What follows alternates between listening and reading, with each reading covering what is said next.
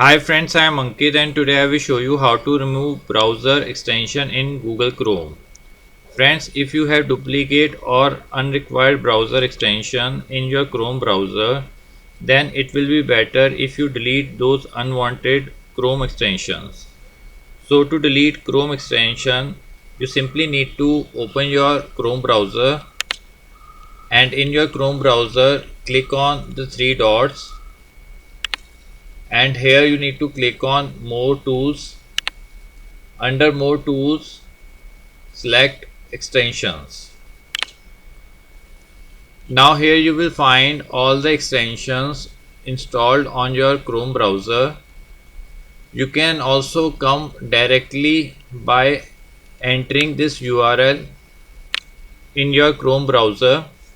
So now if I want to delete any extension, then I simply need to click on remove.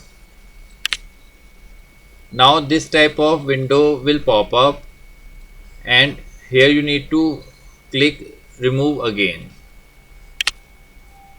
Now your extension is removed. Like this you can remove other extensions also.